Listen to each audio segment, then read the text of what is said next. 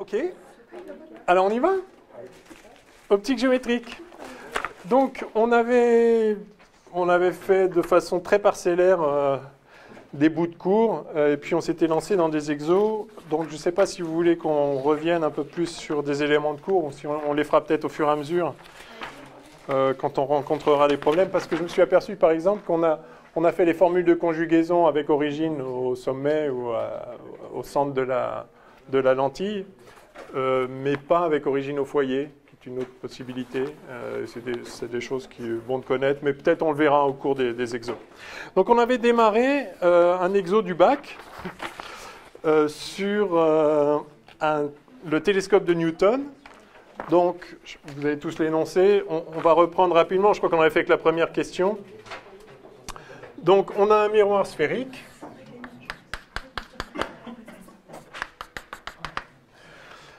Et on avait calculé donc, qu'un faisceau qui arrive parallèlement à l'axe vient se réfléchir. Alors, si le centre est là, les lois de la réflexion,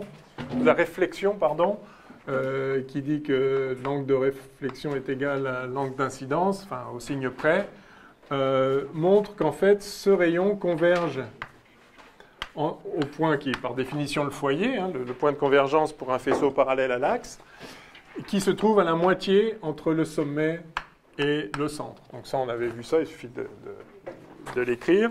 Alors évidemment, dans les conditions de Gauss, parce que sinon, ce n'est pas stigmatique. Hein, sinon, pour avoir la convergence d'un faisceau parallèle sur le foyer, il faut ici un miroir parabolique et non pas sphérique. Mais enfin, en première approximation, près du bord, une sphère ou une parabole, c'est pareil. Et donc, ça fonctionne.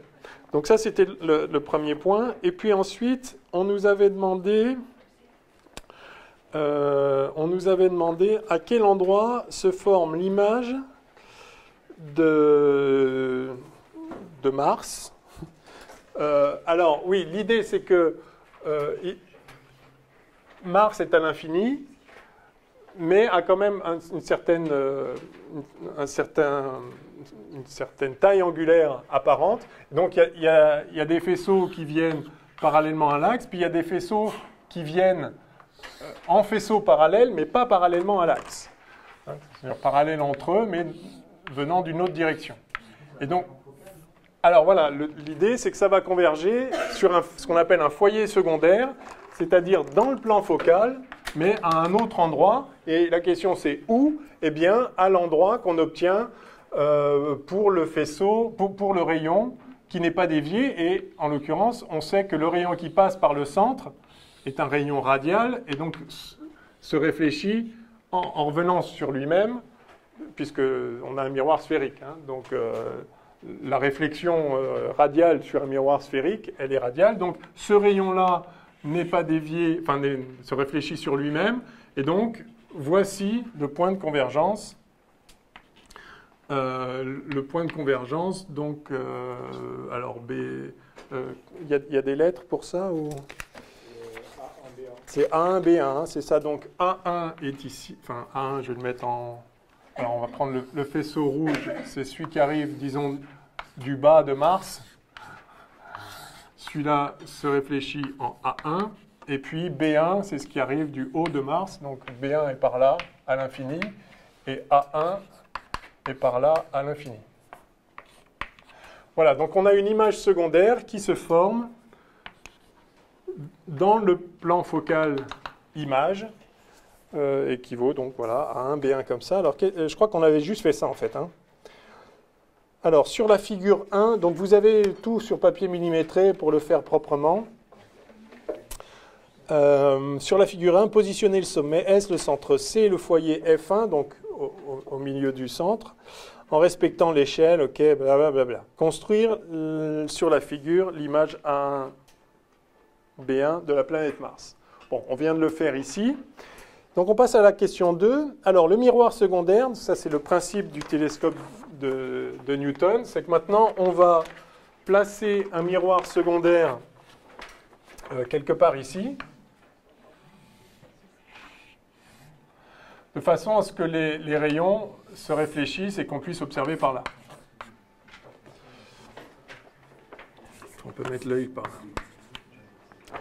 Alors, on considère donc le miroir plan M associé au miroir concave M1 comme indiqué sur la figure 2. Donc vous l'avez avec, à nouveau, avec le papier millimétré, là.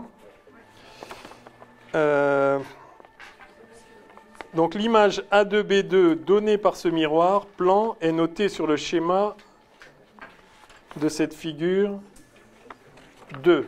Donc effectivement, c'est là. À partir de A2B2, replacer par construction l'image intermédiaire A1B1 de Mars sur la figure 2. OK. Donc, alors je vais essayer vaguement de refaire le... Donc on a le miroir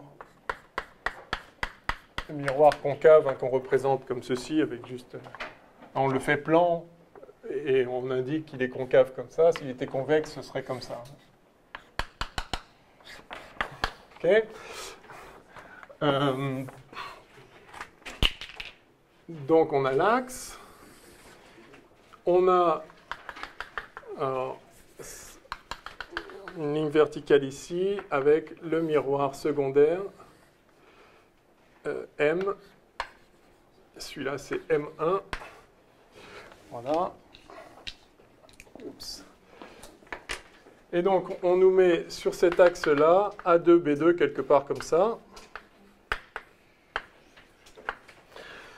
Alors, quelle est l'image intermédiaire? C'est-à-dire A2, B2. Donc, ce qui se passe, c'est qu'on a Mars. Par ce premier miroir, ça fait une première image A1, B1. Et cette image A1, B1 est en fait un objet pour le deuxième miroir. Et ça donne A2, B2. Donc, où doit se trouver A1, B1, sachant qu'A2, B2 est là? Alors, effectivement, c'est le symétrique, puisqu'un miroir plan, c'est le cas de ce miroir-là, un miroir plan est parfaitement stigmatique et donne comme image exactement le symétrique par rapport au plan de l'objet. Donc, si A2, B2 est là, eh bien, A1, B1 est là. D'accord ? Voilà, donc c'est un peu grossi par rapport à là. Vous avez le faisceau qui vient de Mars, qui se réfléchit là, qui viendrait former une image ici s'il n'y avait pas le miroir, mais il y a le miroir, donc ça forme une image là. OK ? On est d'accord que cette image-là, elle est virtuelle.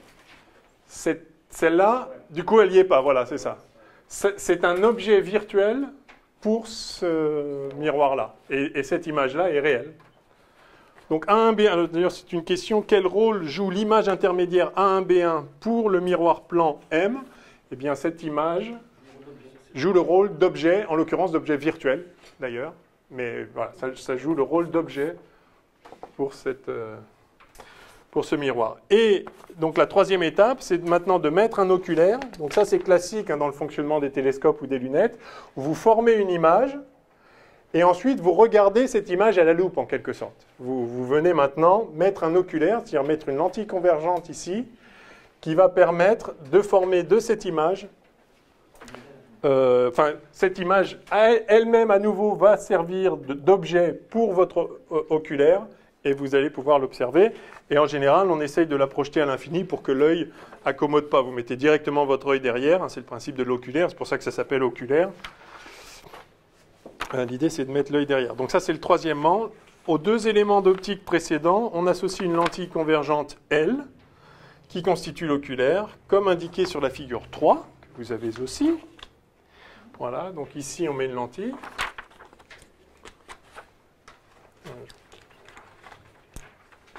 Lentille convergente. Donc maintenant, on est d'accord que la lumière va dans ce sens-là. Ça va comme ça, puis comme ça, puis comme ça. Placez le foyer objet F2 de la lentille. Alors, est-ce qu'on a déjà précisé? Oui, c'est ça. Il est précisé au tout début de l'énoncé que le télescope est considéré comme afocal. C'est-à-dire qu'un objet à l'infini donne une image à l'infini. Et donc, on veut que A2B2, qui est donc la dernière image ici, mais le dernier objet pour le dernier élément qui est l'oculaire, ça c'est l'oculaire, Ah ouais. Ouais, c'est cool. Donc, on veut que A2B2 forme, enfin, que la lentille forme de A2B2 une image à l'infini. Autrement dit, il faut qu'il soit au foyer. Voilà. Donc, en fait, F ici, enfin, ça, c'est le foyer objet de cette lentille-là. Très bien. Et donc, où se situe l'image définitive de la planète Mars observée à l'aide de ce télescope? Donc à l'infini, bien sûr. Oui. Vous pouvez expliquer pourquoi il faut que ce soit F, hein? Ben, parce qu'on veut que l'image de A de B2 par la lentille se forme à l'infini. On veut ça. On veut ça parce qu'on nous dit que le système global, le télescope, est afocal, c'est-à-dire qu'un objet à l'infini donne une image à l'infini. Donc là, vous avez un système optique quel qu'il soit. C'est-à-dire que si vous avez un faisceau parallèle, ça ressort en faisceau parallèle. C'est ça la définition du système afocal. Ça veut dire que, bon, c'est pas qu'il n'y a pas de foyer, mais c'est que le foyer, il est à l'infini. Donc, voilà, je vais le refaire autrement. Vous avez un système optique quelconque, un faisceau parallèle qui arrive. La définition du foyer de ce système optique, c'est le point où converge ce faisceau parallèle et parallèle à l'axe. Un faisceau qui ne serait pas parallèle à l'axe convergerait vers un autre point du plan focal, mais décalé. Donc un faisceau parallèle à l'axe converge au point focal. Et si vous avez ce point focal qui se retrouve à l'infini, on dit que le système est afocal. Donc le truc classique, c'est que vous avez, mettons, deux lentilles convergentes, ce faisceau parallèle qui vient converger au foyer image de celle-là, je vais l'appeler F'1, si ça c'est la lentille L1, et si vous mettez F2 au même endroit que F'1, alors ce faisceau qui passe par là, passant par le foyer, ressort parallèle à l'axe. Donc ça c'est le prototype du système afocal. Vous avez un faisceau parallèle qui converge au foyer, mais si le foyer image de lui, c'est le foyer objet de lui, eh bien ça ressort parallèle. Donc un truc qui vient de l'infini ressort en allant vers l'infini. Alors là, c'est pareil, un peu plus sophistiqué, parce qu'il y a d'abord un premier rebond, enfin une première réflexion, puis une deuxième, et on finit comme ça. Donc ça c'est l'image. Le deuxième miroir, les faisceaux, ils sont parallèles. Ouais, ils sortent. Alors, ça dépend.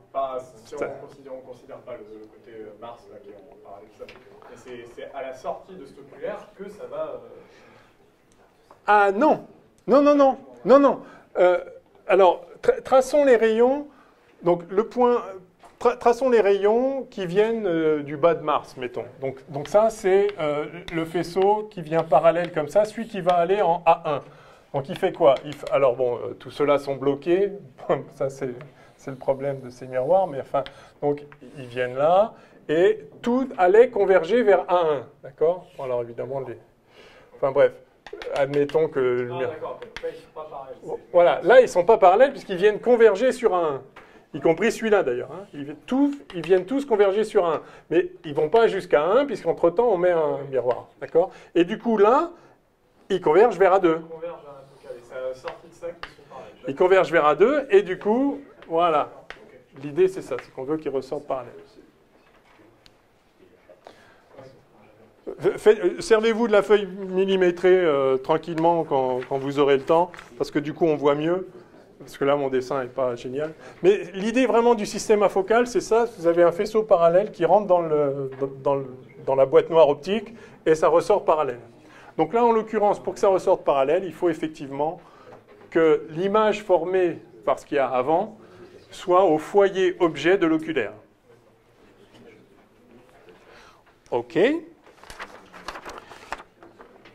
Alors, où se situe l'image définitive de la planète Mars, donc à l'infini, bien sûr, c'est le but de ce système afocal. Ce qui fait que si on met notre œil en dessous et qu'on regarde, eh bien, on voit comme si on voyait l'objet qui est à l'infini. Donc, il n'y a pas besoin d'accommoder. L'œil n'a pas à accommoder pour faire converger sur la rétine le faisceau. C'est directement à l'infini. Enfin, si on a une vue qui permet de voir à l'infini. qui est le cas en général, mais comme vous le savez, les myopes ont des problèmes de convergence à l'infini. Mais bon, c'est la vie. Et les vieux ont des problèmes de convergence quand c'est trop près. J'en sais quelque chose. Oui l'image du B2. L'image de B2, oui. Alors, l'image de B2 par la lentille, très bien. Je pense que d'ailleurs, ça doit être une des questions après. Non, justifier la marge des rayons à partir du point B2. Voilà, donc on nous demande ce qui se passe. Alors, le point B2, d'où vient-il? Donc là, c'est le faisceau qui arrivait de Mars comme un faisceau parallèle, mais incliné. Donc on a vu que celui qui passait par le centre et n'était pas dévié, bref, il revenait converger ici. Donc c'est sûrement pas à l'échelle. Enfin, vous avez tout un tas... Enfin, vous avez des rayons qui venaient converger ici en B2 et qui... alors je l'ai fait, enfin voilà. Je fais tout un tas de rayons qui seraient venus converger en B2, là. Et au lieu de converger en B2, puisqu'on met le miroir, en fait, ils viennent converger en... pardon, en B1. J'ai dit B2 depuis tout à l'heure, c'est B1 que je voulais dire, vous m'avez compris. Donc au lieu de converger en B1, ils viennent converger en B2. Ok. Voilà. Et celui-là. Donc ça, ce sont les faisceaux qui viennent en B2. Et du coup, alors, qu'advient-il d'eux? Eh bien... B2 se trouve être un objet qui est dans le plan focal objet. Donc ces rayons vont ressortir. Donc là, je les prolonge juste parce que là, il n'y a rien de particulier qui se passe. Et ils vont ressortir parallèles. Non, oui, ils vont ressortir comme un faisceau parallèle. Et dans quelle direction? Eh bien... non, parce qu'ils ne sont pas encore sortis, là. Après la lentille. Ouais. Là, effectivement, ils ont convergé en B2, donc là, ils continuent tout droit, il n'y a rien de spécial. Et la lentille arrive et va les défléchir et va transformer ce faisceau divergent ici à partir de B2 en faisceau parallèle. Question, dans quelle direction? Donc, ceux qui viennent de A2 ressortent comme un faisceau parallèle à l'axe. Mais ceux-là vont ressortir comme un faisceau parallèle, puisque c'est dans le plan focal foyer, pardon, plan focal objet, mais pas parallèle à l'axe. Alors, où? Eh bien, pour le savoir, il faut par exemple prendre le rayon qui va passer par exemple par le centre, et par B2, et lui, on sait qu'il n'est pas dévié s'il passe par le centre. Donc ce rayon-là qui vient de B2 et qui passe par le centre, lui, il ressort sans être dévié tout droit. Et du coup, tous les autres, ils ressortent parallèles à celui-là.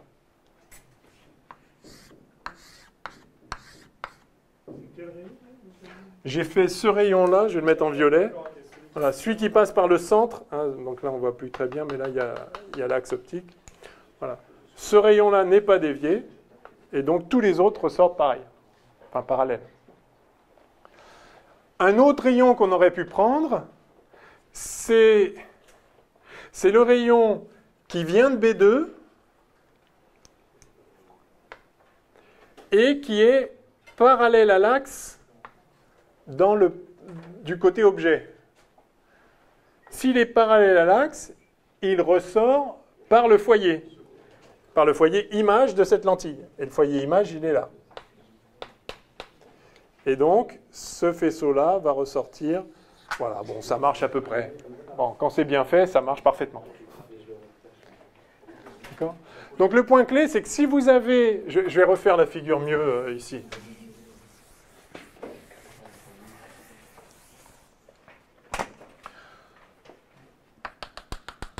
Alors, vous n'avez sans doute pas l'habitude d'avoir des axes optiques verticaux, c'est normal, parce qu'en général, on les met en horizontaux, mais là, ce sont les miroirs qui l'imposent. Donc, on a un axe optique orienté comme ceci. On a, donc je vais grossir la chose, on a A2, B2, et donc ce A2, c'est en fait F, le foyer objet, F2, il s'appelle? Je ne sais plus, F, bon, bref. C'est le F de la lentille. Et là, on a la lentille en question, l'oculaire.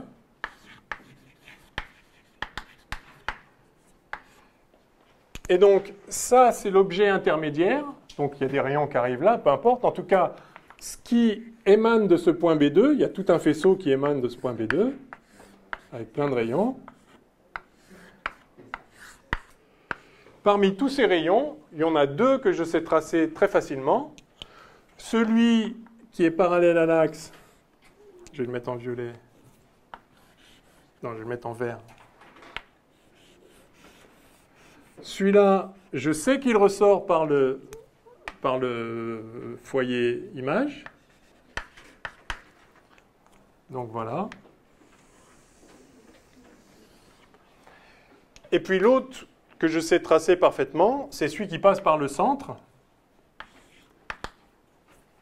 optique. Je vais le mettre en violet, comme je l'avais mis là-bas, parce que lui, je sais qu'il n'est pas dévié. Et à nouveau, si le dessin est bien fait, ces deux rayons sont parallèles. Mais en fait, il suffit d'en tracer un, parce qu'on sait que tous les rayons issus de B, puisque B est dans le plan focal objet, tous les rayons issus de B ressortent comme un faisceau parallèle. La seule question, c'est dans quelle direction? Eh bien donc, il faut tracer un des rayons qu'on sait tracer, celui-là ou celui-là, et ça vous donne la direction. Tous les autres seront parallèles. Donc celui-là ira comme ça, celui-là, enfin pareil, enfin ils iront tous comme ça.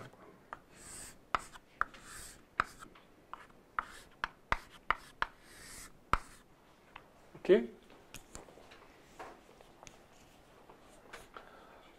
Yes?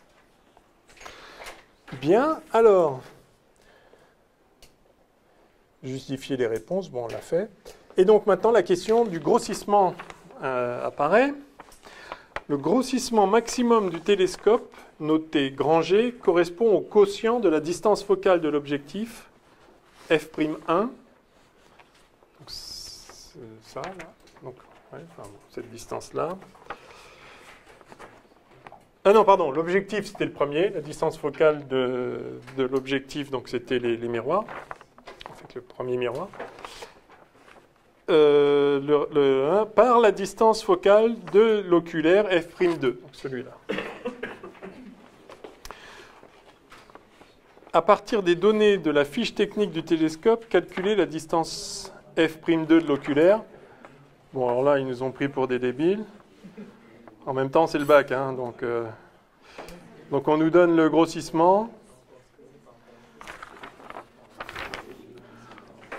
On nous dit que c'est le rapport des deux distances focales et on nous en donne une. Donc l'autre, ça devrait aller. Hein. Je vais effacer à droite.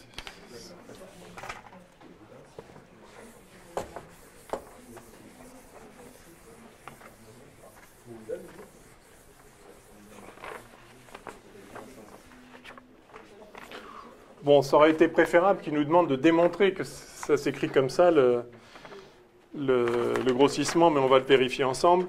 Donc, on nous dit que G, c'est f'1 sur f'2. Ça, c'est l'objectif, ça, c'est l'oculaire.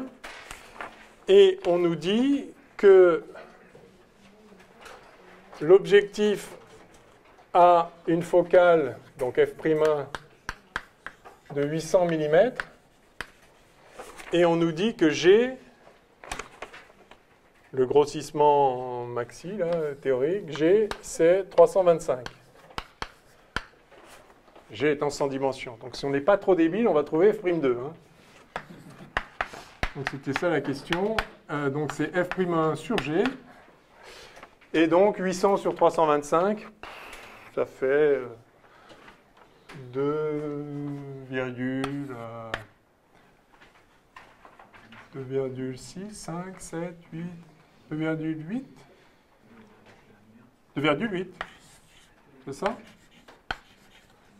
Exactement, non? Ah non. Non, pas tout à fait. 2,7 et quelques.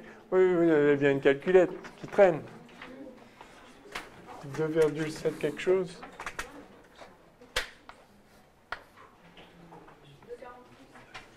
Ah bon? Ah bon, je suis en jeu là? 2,46? Ok, 2,46. 325, 650. Ah oui, d'accord. Oui, d'accord, exact. Bon, enfin voilà. Donc f'2 vaut ça. Donc vous voyez, c'est une petite distance focale. Et c'est ça qui permet d'avoir un gros grossissement. puisque c'est effectivement le rapport des deux distances focales. Hein, donc plus la distance focale de l'oculaire est petite, plus le grossissement est grand. Alors, le grossissement G est aussi égal au quotient du diamètre apparent, alpha prime, sous lequel est vu l'astre à travers le télescope, par le diamètre apparent alpha sous lequel est vu l'astre à l'œil nu. Oui, alors en fait, c'est ça la définition du grossissement. Hein. C'est quand vous n'avez pas le télescope, vous voyez l'astre, enfin vous voyez Mars avec une certaine ouverture angulaire. Alors à l'œil nu, c'est tellement petit qu'on n'arrive pas vraiment à la distinguer.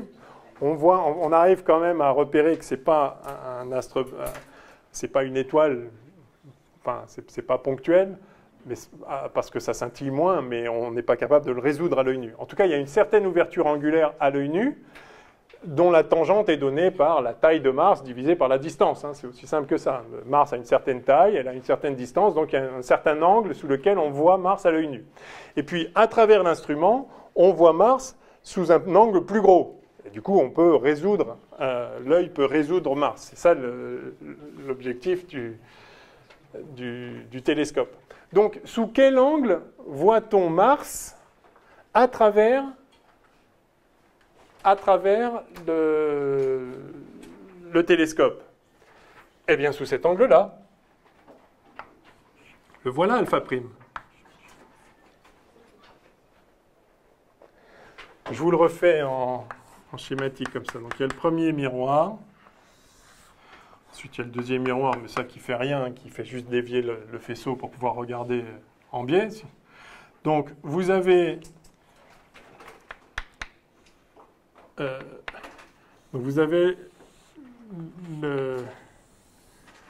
l'axe optique, et puis le rayon le plus extrême de Mars, c'est celui qui est le plus incliné, c'est celui qui vient avec un angle alpha, justement.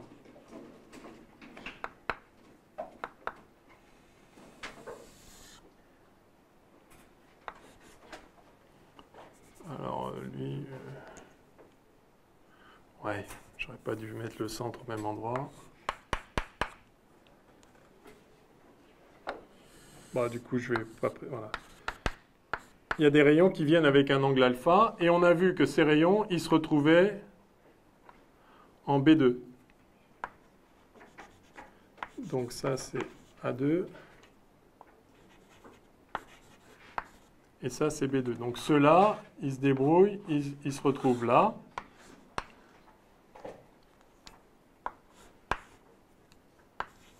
Et de là, ils ressortent. C'était mon rayon violet ici, donc je vais garder violet. Voilà. Ils ressortent avec cet axe-là, avec cette direction-là. Et donc ici, on a alpha prime. Est-ce que vous voyez l'idée ?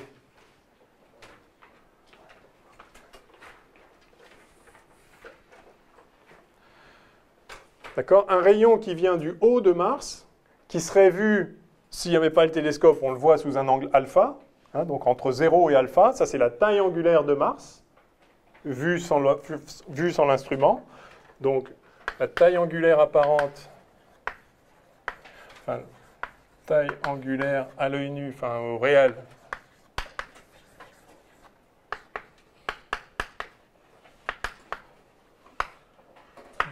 ça c'est alpha, et juste pour que ce soit bien clair, ça ce n'est rien d'autre que le diamètre de Mars divisé par la distance à laquelle se trouve Mars. Hein, donc voilà Mars.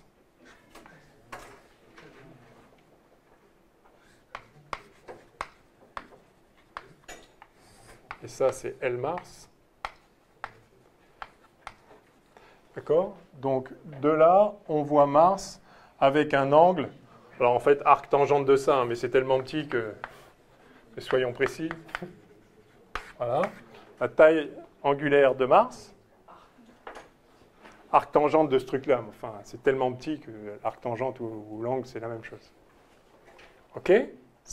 Oui ? Vous dites rien, c'est bon ? Oui ? OK.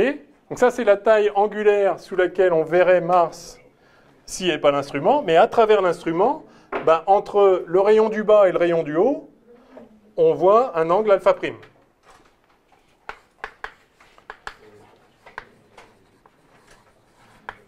Taille angulaire apparente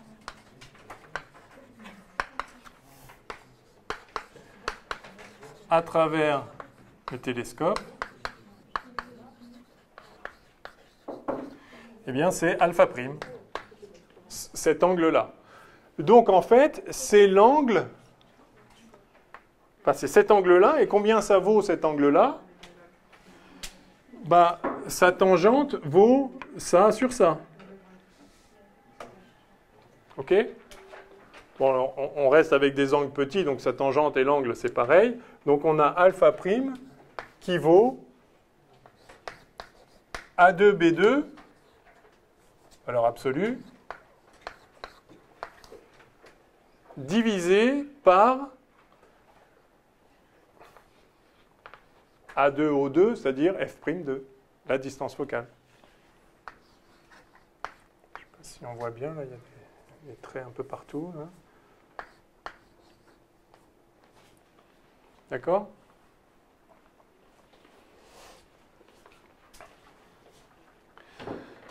Mais que vaut A2B2? A2B2. Là.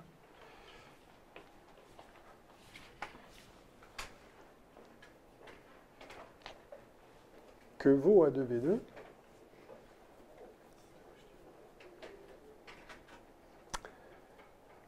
Eh bien, je peux effacer à gauche, là, c'est bon?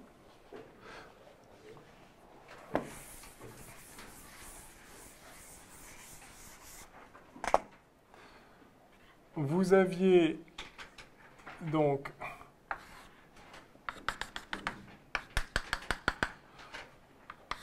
alpha, c'était... Je vais retracer l'image par le premier miroir. Oui, par le miroir sphérique. Donc, on a le centre.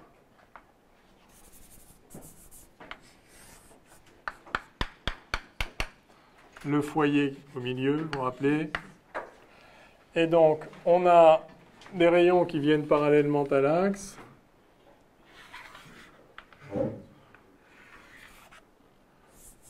Voilà, ceux-là, ils convergent en F. Donc là, on avait A1. Et les rayons qui venaient inclinés d'un angle alpha, ils convergeaient ici, en B1.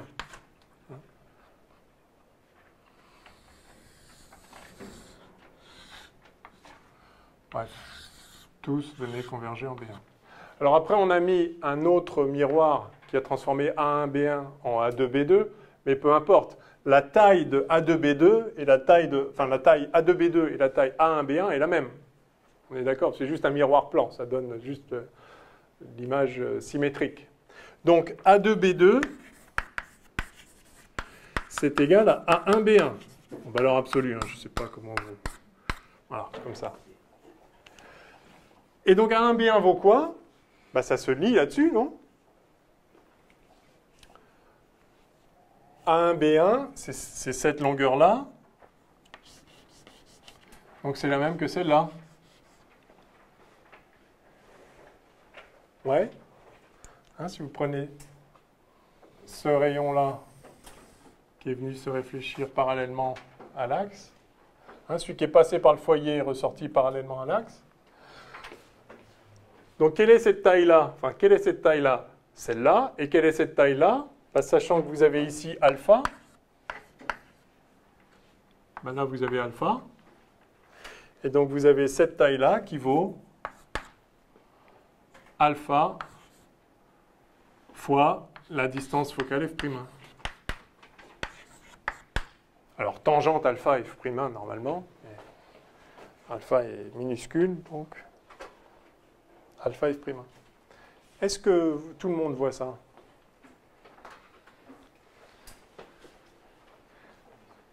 c'est pas plus dur que quand c'est des lentilles, mais comme on est habitué aux lentilles et que là, il y a des miroirs qui retournent l'image, etc., des fois, on voit moins bien. Mais il faut que vous arriviez à voir. Vous êtes d'accord que ça, c'est alpha fois f'1? Ouais. Donc ça aussi, c'est la taille à 1b1. Donc c'est la taille à 2b2, puisque à 2b2, c'est juste l'image de 1b1 qui serait quelque part par là. Enfin, même qui serait quelque part par là, par ce miroir intermédiaire, là. Donc c'est juste symétrique. Donc A2B2 en taille, en valeur absolue, c'est le même que A1B1. Et donc, on a, je peux remplacer là-dedans A2B2 par A1B1 par alpha F'1. Et donc, je trouve alpha F'1 sur F'2. D'où le grossissement qui, par définition, est alpha prime sur alpha. Sous quel angle on voit l'astre à travers l'instrument divisé par sous quel angle on le verrait sans l'instrument? Combien ça nous fait gagner en ouverture angulaire? C'est ça le grossissement. La nouvelle ouverture angulaire divisée par l'ancienne. Si l'angle est 2 fois plus grand maintenant, ben ça grossit d'un facteur 2. Et si c'est 325 fois plus grand, ça grossit d'un facteur 325. Et donc ça, ça fait, compte tenu de ce que vaut alpha prime, ça vaut effectivement F'1 sur F'2, ce qui nous était donné dans l'énoncé. C'est dommage, parce qu'on est capable de le calculer, n'est-ce pas? Voilà, donc le grossissement, en l'occurrence, du télescope du Newton, c'est bien F'1 sur F'2. Et donc, en choisissant bien les distances focales de l'objectif, c'est-à-dire du miroir d'une part, et de l'oculaire, c'est-à-dire de la lentille convergente d'autre part, vous pouvez obtenir un grossissement, le grossissement que vous voulez en principe. Alors après, il y a des limitations de l'optique qui font que avoir une distance focale très petite, c'est pas facile. Parce qu'il faut faire converger sacrément les... la distance focale, c'est que vous avez un faisceau parallèle et ça vient converger. Vous avez un faisceau parallèle et il vient converger au point focal. Alors, le faire converger un petit peu pour un point focal qui est loin, c'est facile. Le faire converger beaucoup, beaucoup pour avoir un point focal tout de suite derrière la lentille, évidemment, c'est plus dur. Et puis ça introduit des distorsions, et puis au bout d'un moment, les conditions de Gauss sont plus vérifiées parce qu'on a dit qu'on voulait des angles peu inclinés. Mais là, au bout d'un moment, si vous faites converger trop, ça devient trop incliné. Donc après, il y a des limitations. Mais en principe, vous pouvez choisir le grossissement de votre télescope en prenant simplement le bon rapport, le rapport de distance focale que vous voulez. OK ? C'est quoi la différence entre F'1 et F1 C'est pareil. Où est-ce que j'écris F1 ? En fait, c'est que dans l'énoncé, il parle de... Enfin, F', normalement, F1, c'est moins F'1. C'est juste ça, il n'y a pas de... Oui, non. Pour une lentille mince, F1, c'est moins F'1. Donc, en général, on part de F' quand on dit la distance focale, parce que pour une lentille convergente, du coup, elle est positive. F' est positive et F est négative.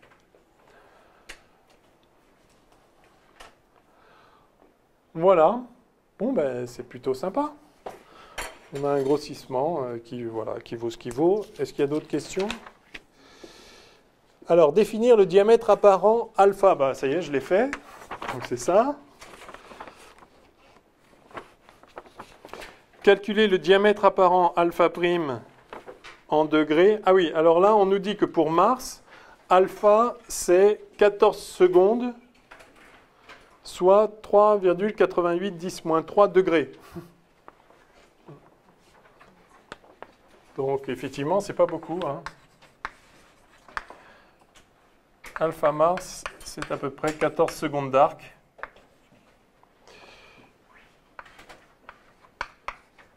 « 3,88 10-3 degrés. »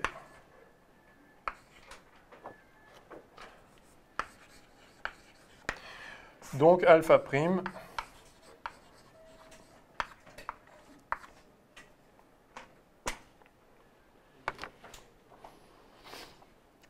C'est combien de fois plus? 325 fois plus, c'est ça? Donc, voilà. 325 fois plus, ça fait à peu près, j'imagine, 1 degré, quoi. Comment on passe des secondes d'arc en radian? Alors, une minute d'arc, c'est 1/60e de radian. Et une seconde d'arc, c'est 1/60e de minute. C'est donc 1 sur 3600 radians. C'est comme si c'était une seconde de temps. Enfin, non, une heure de temps. Une minute, c'est 1/60e d'heure. Et une seconde, c'est 1/60e de minute. Donc les radians remplacent les heures. Donc une seconde d'arc, c'est 1/60e de radian. Pardon. Une minute d'arc, c'est 1/60e de radian. Une seconde d'arc, c'est 1 sur 3600 radians. Voilà. On peut vérifier là, j'espère. Mais oui. Ah oui, puis après, il faut convertir les radians en degrés, bien sûr. Donc, si on fait ça fois 325, ça fait à peu près 1 degré, n'est-ce pas? Ah, ouais, enfin, l'ordre de grandeur. Donc Mars apparaît sous un angle de 1 degré. Et 1 degré, ça, c'est gros, quoi. Ça se voit. Enfin, l'œil est capable de voir 1 degré. Vous savez que le diamètre de la pleine lune apparente, c'est 1 demi-degré à peu près. Ça vous donne une idée. La pleine lune, dans le ciel, c'est à peu près 1 demi-degré. Ce qui fait que ça, c'est pas un télescope domestique. Ah ouais, là, c'est déjà pas mal. Là, 325, c'est déjà pas mal. Hein. Effectivement, ça nous met Mars 2 fois gros comme la pleine lune, enfin, à travers l'oculaire. Hein. Donc, c'est pas mal. C'est beau. Je vous encourage tous à regarder les astres à travers des télescopes, des lunettes, même moins que ça, c'est quand même impressionnant. Il faut absolument avoir vu une fois dans sa vie avant de mourir. Et mourir, ça peut être demain, donc faites-le ce soir. Ça pourrait même être ce soir, donc là, voilà, donc a fortiori. Il faut attendre la nuit, parce que par contre, là, il n'y a pas le choix. Il faut absolument avoir vu les anneaux de Saturne et les satellites de Jupiter dans une lunette, hein. Même dans des jumelles. Hein. C'est à tomber par terre. Bon, ben voilà. Et c'est sympa aussi de regarder Vénus et voir un croissant de Vénus. Parce que Vénus, en fait, est en croissant, comme la Lune. Si vous arrivez à la résoudre, vous voyez le croissant, quoi. Vénus n'est jamais pleine, puisqu'elle passe jamais derrière nous. Elle tourne plus près du Soleil que nous. Bref. Tracer la marge d'un rayon issu de Mars et passant par le foyer sur la figure 4. Bon, c'est ce que... Bon, vous le ferez. Si je le fais au tableau, ça va être assez moche.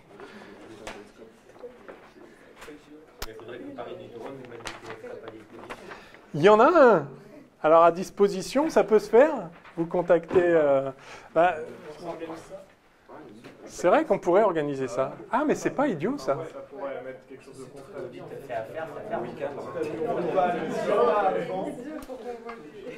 C'est pas idiot, ça. Bon, je vais voir ce qu'on peut faire. Yes.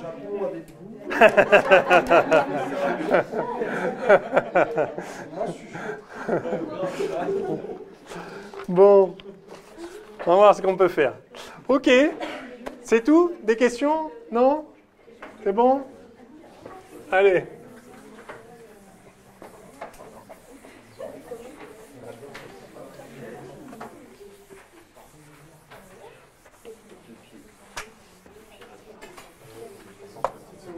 Ah, pardon. Ouais. Ok, donc on va faire... qu'est-ce qu'on peut faire? Lentille mince convergente...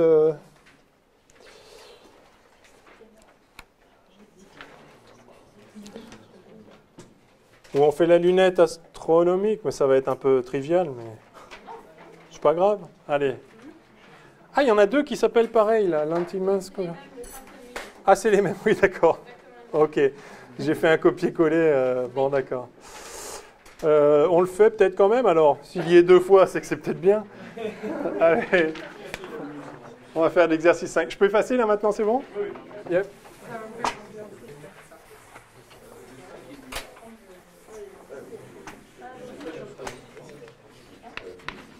5/8.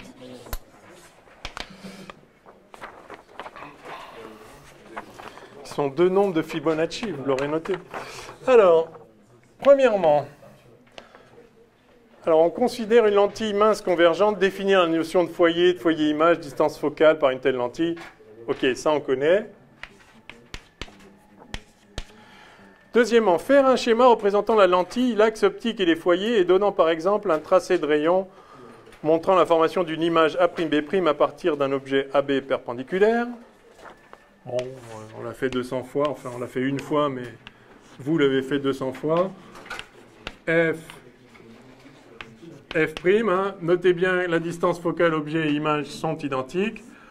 Donc on a un objet AB dont on trace l'image en prenant, alors pour B, par exemple le rayon qui passe par le foyer qui ressort parallèle à l'axe et le rayon qui passe, le rayon qui est parallèle à l'axe et qui ressort par le foyer. Ça c'est bien, comme ça on va en profiter pour faire les formules de conjugaison d'origine foyer. Voilà, donc on a B', et par aplanétisme, on a A' qui est simplement le projeté orthogonal de B sur l'axe, puisque l'image d'un objet orthogonal à l'axe est orthogonale à l'axe, dans les conditions de Gauss. Alors, rappelez la formule de conjugaison pour la lentille mince convergente. Alors, rappelez les formules de conjugaison pour la lentille mince convergente. Alors si j'appelle ça O, effectivement, 1 sur OA', d'accord, moins 1 sur OA égale, voilà, 1 sur OF'. Et donc ça marche pour une lentille convergente ou divergente.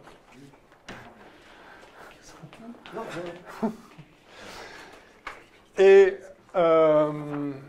donc si vous avez un doute sur le signe, n'ayez jamais de doute sur le signe, hein. J'allais commencer... non mais... j'ai parlé... Si vous commencez comme ça, là c'est bien évidemment 1 sur OF'.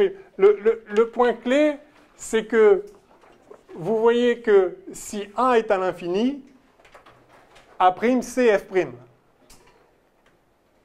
Si A est à l'infini, OA est infini, 1 sur OA c'est 0, A', ça doit être F'. Par définition de F', c'est l'image d'un point sur l'axe à l'infini. Donc ça ne pourrait pas être l'inverse. Par exemple, si vous écrivez ça, vous voyez que si A est à l'infini, vous avez moins 1 sur A' qui égale 1 sur OF'. Non, OA', ça doit être OF'. Voilà, donc vous ne pouvez pas vous tromper sur le signe. Hein, la position du foyer, elle se lie sur la formule de conjugaison. Donc inversement, la formule de conjugaison se déduit de la définition du foyer. Inversement, si c'est A' qui est à l'infini, c'est-à-dire si l'image est à l'infini, donc ça va valoir 0, et vous voyez que OA, c'est moins OF'. Donc, d'accord ? C'est-à-dire OF. C'est-à-dire OF. Et effectivement, si l'image est à l'infini, A est en F. Donc vraiment, tout ça, ça se lie sur la formule de conjugaison. Il ne doit pas y avoir, enfin, c'est pas à apprendre par cœur. Il faut savoir à peu près la forme, mais après, ça se retrouve. Bien. Pendant que j'y suis, parce que ce n'est pas demandé, comment écrire la formule de conjugaison avec origine au foyer? Hein? Alors ça, vous savez qu'on note ça parfois 1 sur P' moins 1 sur P égale 1 sur F' en définissant P comme étant OA, algébrique, hein, et P' égale OA'. Je ne sais pas si vous avez vu ça, c'est une façon classique. Oui, alors c'est le produit des deux, mais avec origine au foyer et pas au centre. Donc ça, c'est ce qu'on appelle origine au sommet. Hein, donc on repère la position d'un point par cette grandeur algébrique, ce point. Et effectivement, voilà, les formules de Newton, c'est avec l'origine au foyer. Et alors, la formule de conjugaison donc, est celle qui relie x, qui est défini comme étant FA, à x', qui est défini comme étant F'A'. Hein? Donc, effectivement, la position de l'objet, vous pouvez la repérer par rapport à là ou par rapport à là, why not? Donc, tout ça, là, Ça, c'est P. Et ça, par définition, c'est X. Donc, la formule de conjugaison standard nous donne P', la position de A' par rapport à O, en fonction de P, la position de A par rapport à O. Les formules de Newton, ou origine au foyer, va nous donner X', qui est ça, là. Ça, c'est X'. Donc, FA', en fonction de FA. Donc, si vous connaissez X' pour chaque X, bah, quelle que soit la position de l'objet, vous savez où va se trouver l'image. C'est le même principe, hein, c'est une formule de conjugaison. Alors, comment écrire cette formule de conjugaison? Alors, vous pourriez procéder de façon laborieuse en écrivant que OA', c'est OF' plus F'A'. Hein? Et donc, on aurait 1 sur... Ok, je vais le faire. Plus F'A', moins 1 sur OF plus FA égale 1 sur OF', c'est-à-dire F'. Et puis, du coup, ça, c'est F', ça, c'est moins X', ça, c'est F, c'est-à-dire moins F', et ça, c'est X par définition. Et puis, vous touillez ça, et puis vous allez avoir une relation. Vous voyez que ça y est, maintenant, il n'y a plus de P dit P', il n'y a que des X' en fonction de X. Vous touillez ça et vous allez avoir la formule de conjugaison. Ou sinon, vous regardez la figure et ça saute aux yeux. Bah oui. Bah oui. Cette distance-là,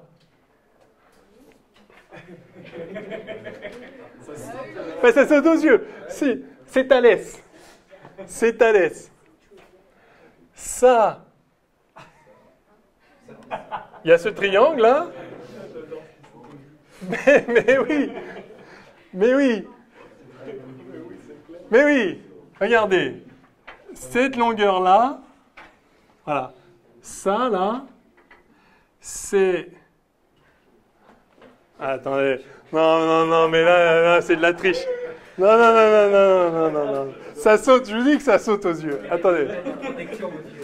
Attendez. Non, mais...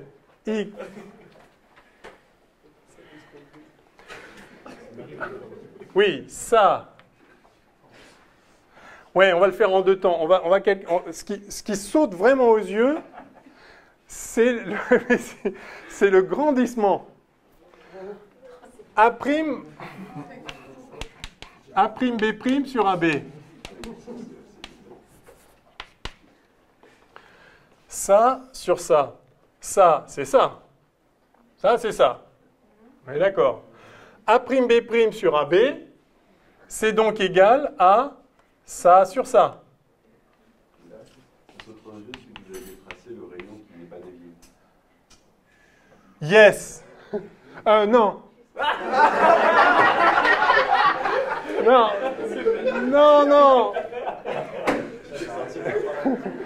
Ce serait le cas si on cherchait avec origine au sommet. Mais là, je veux origine au foyer. Donc, ce qui saute aux yeux, c'est ça. Attendez. Non, parce que quand même. Voilà. A', B', c'est ça. Donc, ça sur ça, c'est ça sur ça. Ça, c'est Thalès. D'accord? Ça sur ça égale ça sur ça. Yes?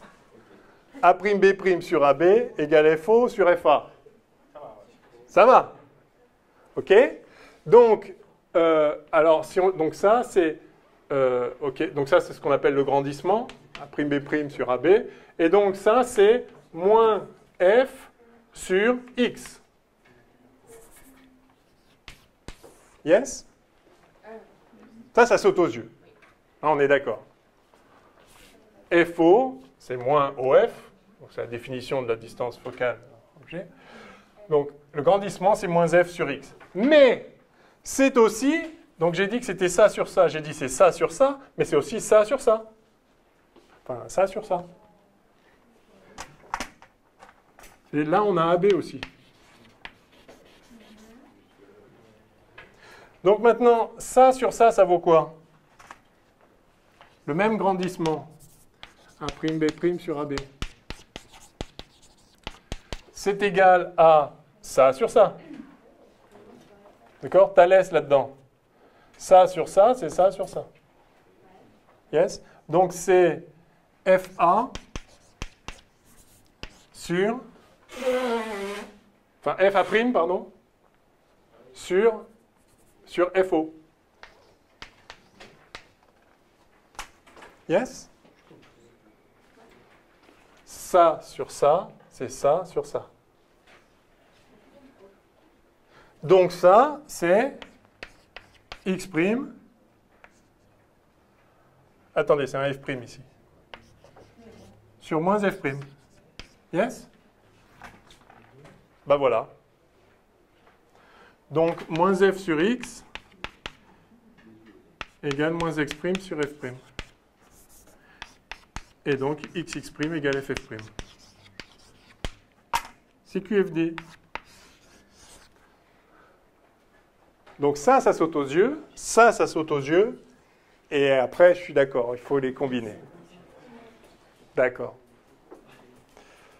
OK? Donc, on a à la fois la formule du grandissement de deux façons différentes. Et ces deux façons différentes nous permettent d'avoir la formule de conjugaison.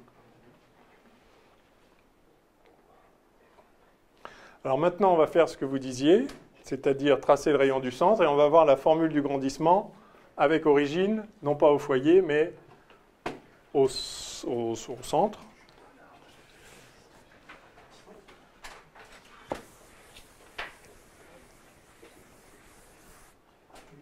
Je refais le dessin à côté pour pas trop encombrer. O.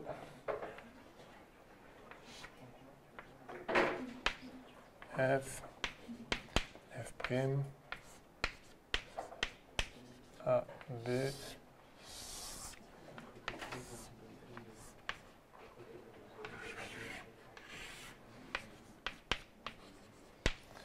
Effectivement, il y a le rayon qui passe par le centre, qui n'est pas dévié. Et là, effectivement, ça saute aux yeux. Dans ce triangle-là,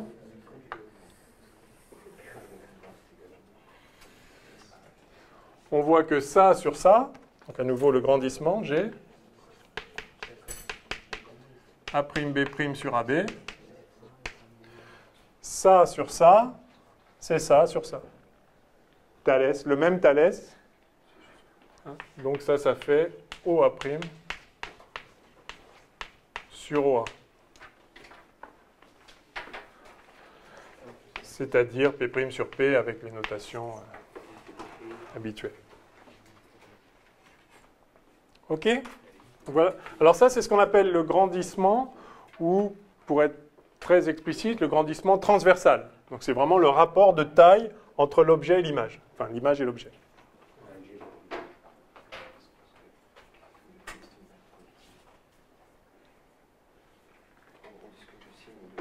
Ah.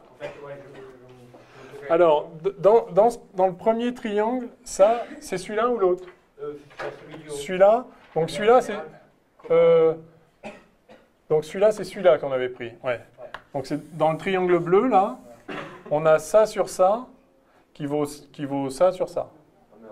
Voilà, mais alors pourquoi vous l'avez écrit, par exemple, sur le dénominateur? Ouais. Vous dites que AB algébrique égale à FA algébrique. Ça, ok, mais pourquoi vous n'avez pas dit, par exemple, à AF algébrique? Enfin, ah ben non. Ah, ah oui. Ah oui, d'accord. D'accord. Ben, ouais. Si vous partez du même point là, un coup vers le bas, un coup vers le haut, il faut partir du même point, un coup vers la droite, un coup vers la gauche. D'accord, donc il faut garder les mêmes... Ah oui, oui. Si vous voulez, le Thalès standard, il est comme ça. Le Thalès standard, il est ça sur ça égale ça sur ça. Maintenant, s'il y en a un que vous mettez de l'autre côté, il faut toujours partir de haut. C'est ça sur ça qui vaut ça sur ça, algébriquement. S'il y en a un qui est de l'autre côté, c'est toujours en partant de haut, en fait. C'est en partant du sommet du triangle. Ça sur ça égale ça sur ça. Égale ça sur ça. D'accord, donc le centre du triangle, enfin là ça a l'air d'en être deux des triangles, parce qu'il y a un bout négatif. Vous partez de là, vous allez là, donc ça sur ça est égal à ça sur ça, est égal à ça sur ça est égal à ça sur ça. D'accord? Enfin, c'est la tangente de l'angle, hein, rien d'autre. Hein. En fait, sinon, vous pensez tangente. Tangente de l'angle, la tangente de cet angle-là, c'est ça sur ça. Et il faut prendre l'angle, évidemment, le même angle. Donc la tangente, cet angle-là, c'est celui-là. Et la tangente de celui-là, c'est bien ça sur ça. Ouais.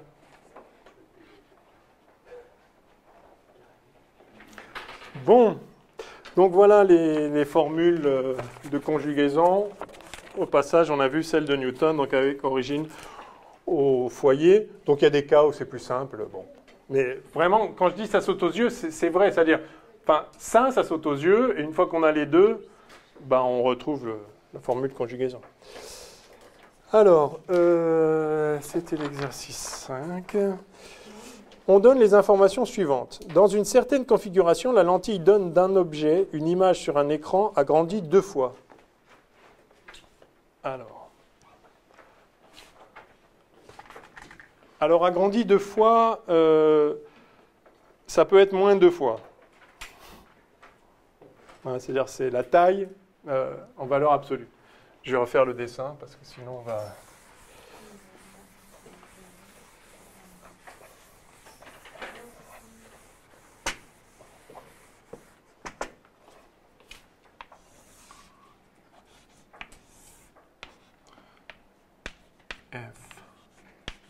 F'. Donc, on a un certain AB. Et donc ça fait une image.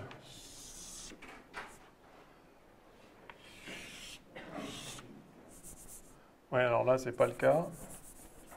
On va faire un truc un peu plus près, là. On va essayer de faire un truc à peu près...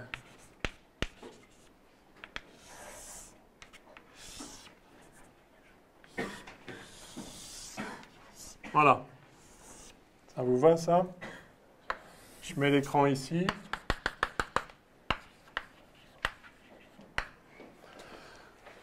D'accord? Donc j'ai retracé mon rayon. J'ai l'image AB. Et j'en fais une image A'B', agrandie 2 fois. Bon, à peu près. Et maintenant, ce qu'on nous dit, c'est que si on rapproche de 36 cm la lentille de l'écran, c'est-à-dire si au lieu de la mettre là, la lentille, on la met, je sais pas, là, avec ici une distance de 36 cm, si on la rapproche, il se passe quoi? Eh bien, l'image est toujours nette, donc sur l'écran, sans bouger l'écran, mais de taille moitié. Là, d'un seul coup, du coup, ça va être, on va avoir un A seconde, B seconde ici, quoi. Où j'appelle A seconde, B seconde l'image pour la deuxième position de la lentille. Bon. Je ne vais pas me lancer dans le dessin, parce que ça n'a aucune chance. Enfin, j'ai mis les trucs au hasard, il n'y a aucune chance que ça tombe juste. Mais, en tout cas, ce sont les informations qu'on a, et on nous demande de déterminer la distance focale de la lentille. Pas mal. Juste avec ces infos, on peut déterminer la distance focale de la lentille. Alors, qu'est-ce que vous suggérez?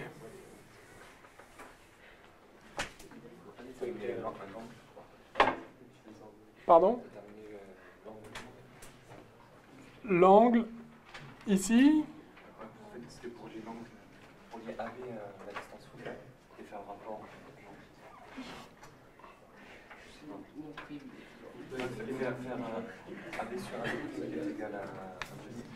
Oui, alors effectivement, on a A'B' sur AB. Donc ça, c'est le grandissement dans la première configuration. Ça vaut 2. Alors, en valeur absolue, hein, ça pourrait être moins... Là, en l'occurrence, c'est moins 2. Donc, faisons attention. Hein. Et par contre, on a... Je vais l'appeler G'.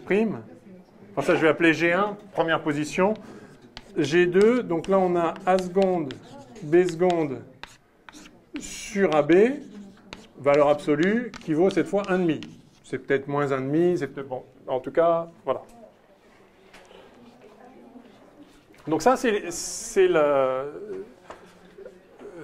sont les données du problème. Et l'autre donnée, c'est que entre entre les deux cas, il y a un déplacement de la lentille de 36 degrés.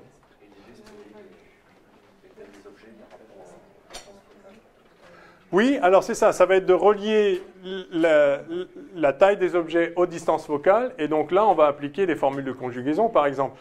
Alors, il y avait la formule de conjugaison origine au foyer qui nous donnait directement, en fait, le grandissement comme un rapport de taille et de... Hein, je l'ai effacé maintenant, mais puisque ça saute aux yeux, on va le retrouver. Le grandissement, c'est égal... Le grandissement, il est égal à... donc c'était x'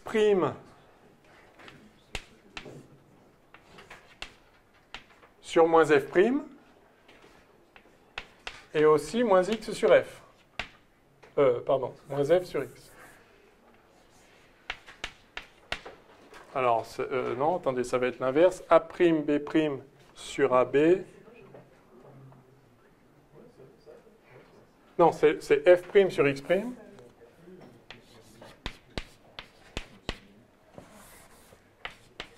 C'est ça qu'on avait écrit? Ouais. OK. Alors,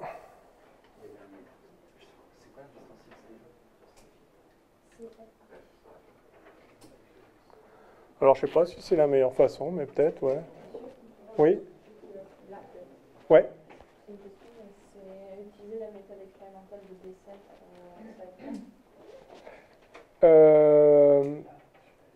C'est-à-dire faire deux fois faire la mise au point à deux positions différentes.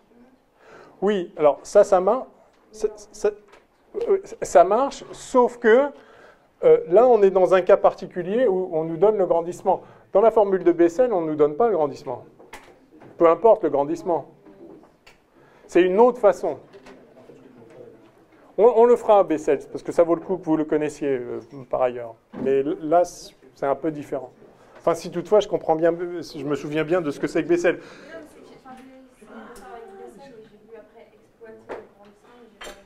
Ah oui, ouais. Non, je pense que le mieux, c'est de l'écrire directement comme ça. Donc, alors, je vais écrire 1 pour la première position de la lentille et 2 pour la deuxième position de la lentille. Donc ça vaut 2 en valeur absolue. Et pour la position 2, j'ai moins... Laquelle? Celle-là, là? Ouais, c'est ce qu'on a écrit juste avant.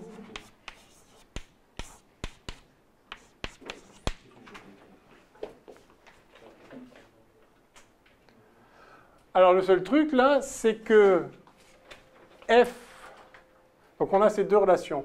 Et quelle est la relation entre x'1 et x'2 et entre x1 et x2? x2, si on a déplacé la lentille de petit d égale 36 cm,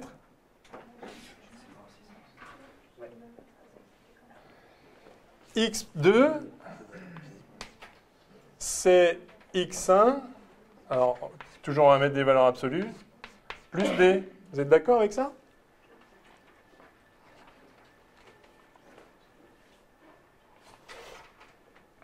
Et x'2, c'est x'1 moins d. Non?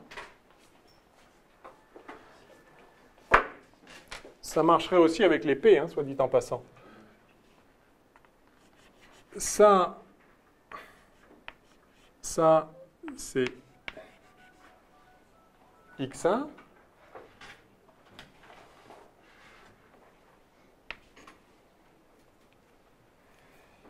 Et x2, c'est par rapport à la nouvelle position du foyer. C'est-à-dire, si je décale la lentille, je décale les foyers. Tout se décale en bloc. Hein, donc alors, je vais mettre la première en bleu. Ça, c'est la première position, les deux foyers. La deuxième position, j'ai décalé la lentille vers la gauche de petit d, et donc mes foyers se retrouvent décalés d'autant. F, F'. Donc x c'était ça, maintenant x c'est ça.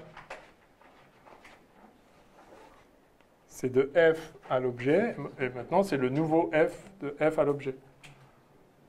Donc ça c'est x2 ça. Ça c'était x1, c'était x2. À l'inverse, ça c'était x'1, et maintenant ça c'est x'2.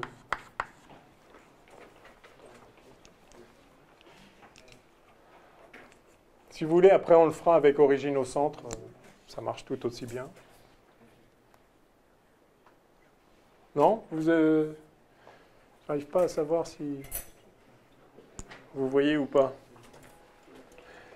X, c'est du foyer à l'objet. Et X', c'est du foyer image à l'image. Donc X, c'est du foyer objet à l'objet. X', c'est du foyer image à l'image. Pardon, qui était là au début. Donc dans la position bleue, on a X' qui vaut ça et X qui vaut ça. Dans la position verte, on a X' qui vaut ça, et X qui vaut ça. Ouais. Donc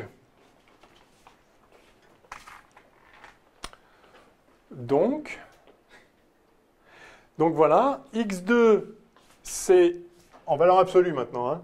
x2 c'est x1 plus petit d. On décale tout de d donc sans toucher l'objet, donc on rajoute d à x, et du coup on diminue x' de d. Au lieu de tout ça, c'est seulement ça. On a tout décalé de petit d.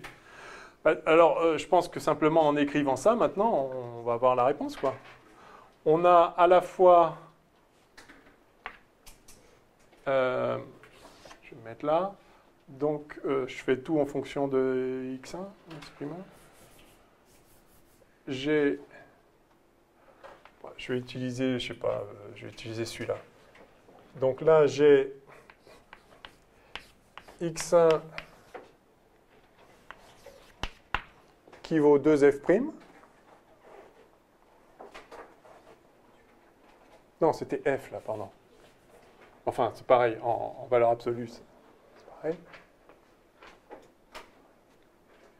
C'est vrai, ça? C'est vrai, ça? Vous êtes sûr que c'est dans ce sens-là, là? Non. C'est dans l'autre sens, là. X'. Dans le grandissement, c'est ça. Donc ça sur ça, c'est X'. Non. Oui, c'est l'inverse, là. Oh, vous me laissez écrire des bêtises, là. Ça va pas, ça. Voilà.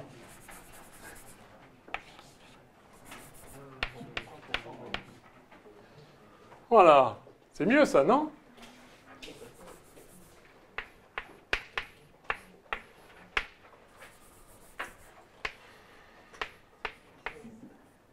C'est ça, non? Oui. Ah bah alors. Bon alors donc, c'est...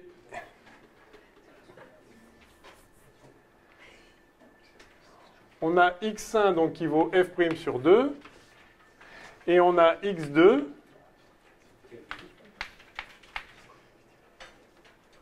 qui vaut 2f'.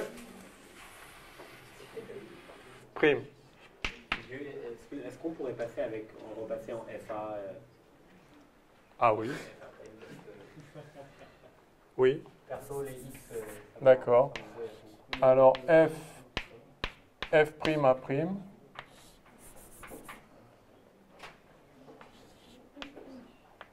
Ça vous va quand même f'? Oui, oui. Ouais. Voilà.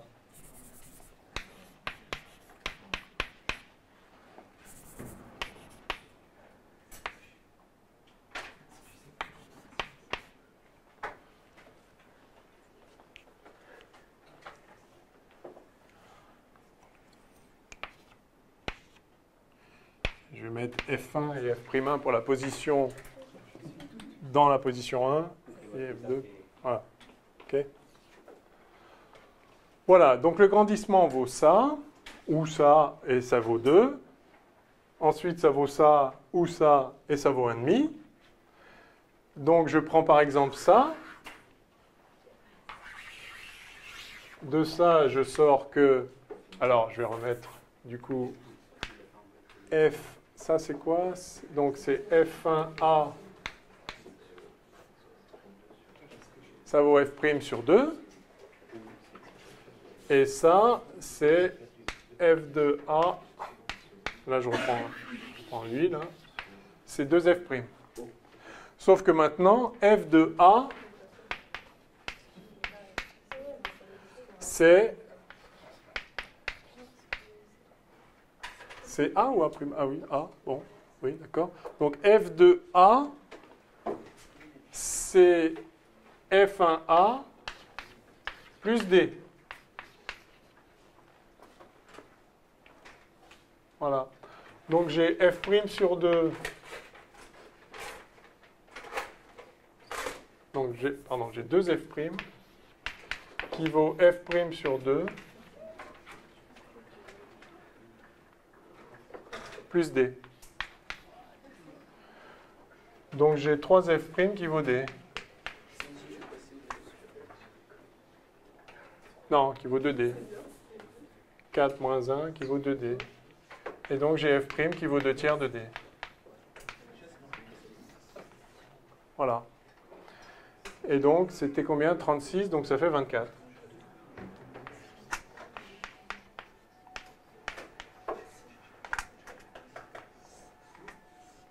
Ouais. C'est assez immédiat en fait. Hein. Il faut bien écrire la conjugaison. Mais...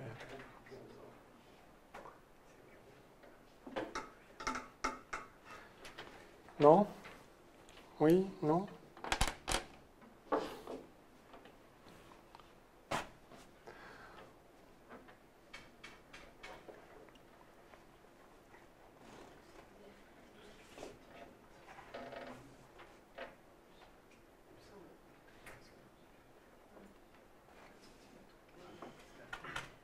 C'est bon?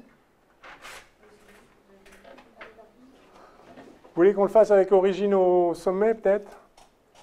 Avec la formule de conjugaison standard, ou ça va? Enfin, celle-là est standard aussi. Hein. Ça marche.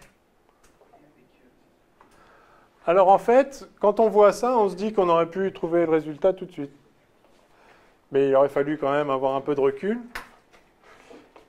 et être bien réveillé. Mais...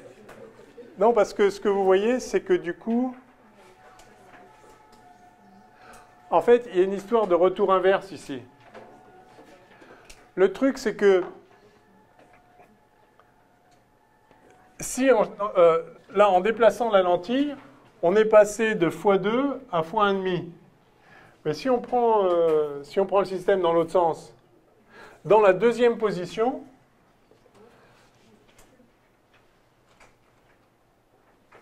dans la deuxième position où l'image est 2 fois plus petite, en fait, si on applique le retour inverse de la lumière, on a AB qui est 2 fois plus grand que F'B'. Donc ça veut dire que la deuxième situation est la même que la première quand on prend dans l'autre sens. Ouais? Non? D'accord. Et donc, elle est symétrique par rapport au milieu. Ouais. Et alors, voyons ce que ça donne. Donc, écran. Première position. Objet.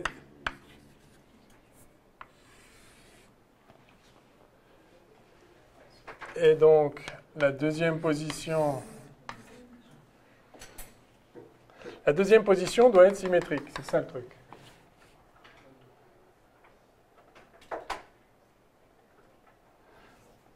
C'est-à-dire que cette distance-là doit être la même que celle-là, en fait.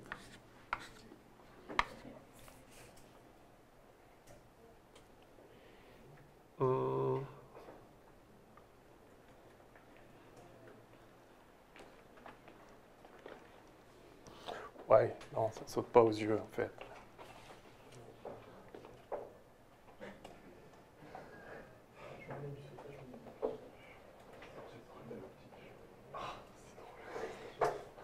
Non, ça saute pas aux yeux. Ok, bah rien, rien. Ou alors c'est qu'on est fatigué, mais... Ok, on continue? Allez, on fait la lunette astronomique ou le microscope? Microscope. Microscope. C'est vendu. On pourra nous interroger sur l'œil et tout ça, les trucs. Ah oui, oui, oui, on peut regarder l'œil. Ah oui, il n'y a pas un exo sur l'œil, là? Non. On fera, ouais. Faudrait qu'on fasse le... Ah, peut-être le 10 et le 11. Bon, on va essayer d'avancer, alors. Parce que la profondeur de champ et le téléobjectif, c'est pas mal non plus, mais... Allez, on fait le microscope vite fait. Allez, on speed un peu. Et on essaye de faire le maxi. Donc 7. Un microscope est assimilable à un système de 2 lentilles convergentes minces de même axe optique. La première, l'objectif de centre optique O1.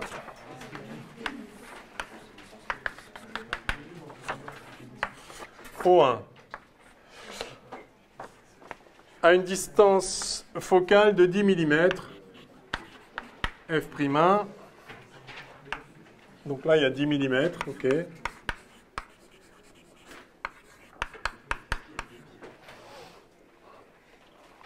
La seconde, l'oculaire de centre optique O2 à une distance focale de 20 mm.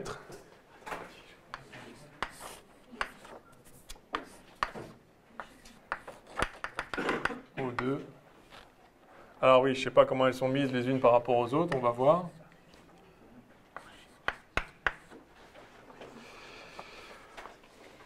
Un objet AB de taille transversale L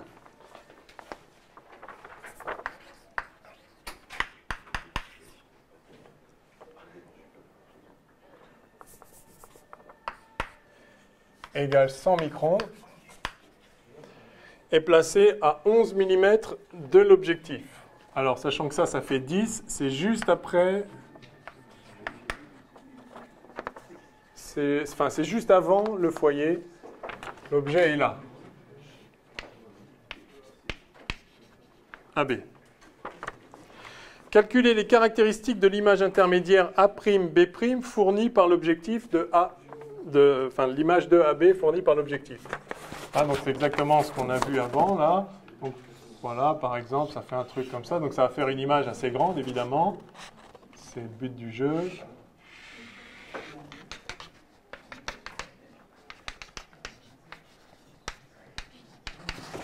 Alors, ces caractéristiques, c'est on veut savoir quelle est sa taille et où est-elle. Donc, on a par exemple 1 sur OA' moins 1 sur OA égale 1 sur F'1.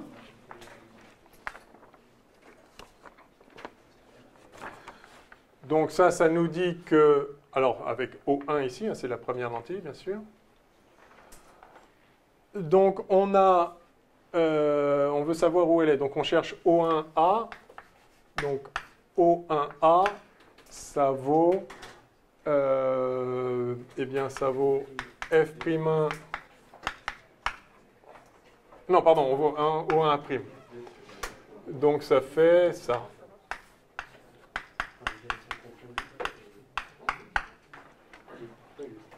Non, le F2, il est quelque part, je ne sais pas où. Hein. Quelque part. Peut-être avant, peut-être après. Enfin, c'est pas dit, donc je... Comment vous avez fait pour tracer B' alors? Eh bien, parce qu'il passe par F'1. Enfin, il est parallèle, puis il passe par F'1. Ouais. Ah, B', c'est que après la première lentille. Enfin, Oui, après la première. Oui. C'est l'image intermédiaire.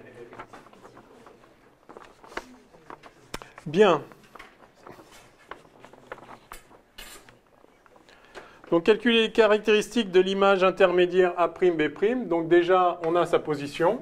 Elle se trouve à cette distance-là. Alors, on peut le calculer explicitement, puisqu'on a tout, en fait. On a F'1 qui vaut, on a dit, 10 mm. On met tout en millimètres. Donc, 10 fois O1A. Alors, attention, il y avait un signe moins, bien sûr. Moins, et c'était 11 mm, c'est ça? Divisé par 10 moins 11. Donc, c'est-à-dire moins 1. Donc, ça fait 110. 110 mm.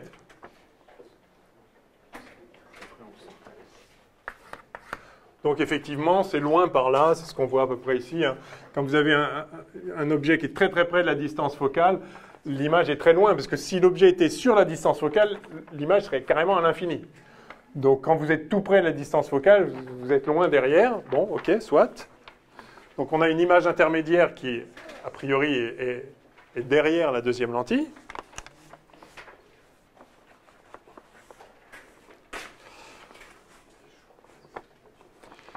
Alors ça, c'est sa position. Et maintenant, sa taille.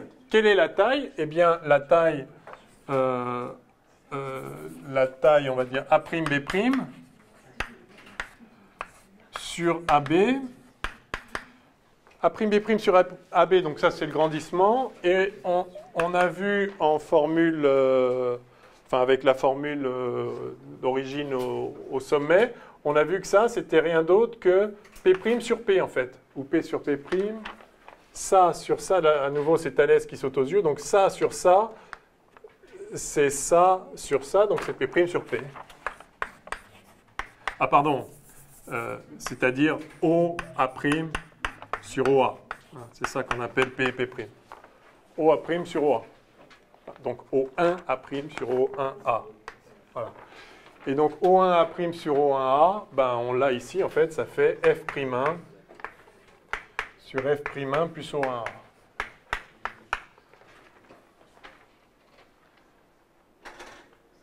C'est-à-dire, donc, F'1 sur F'1 plus O1A. Donc ça fait moins 10. Moins 10 sur 10... Enfin, pardon. 10 sur 10 moins 11. Comment vous savez que F'2 est placé... Je ne sais pas. On ne sait pas. Non, c'est pas dit. Ouais.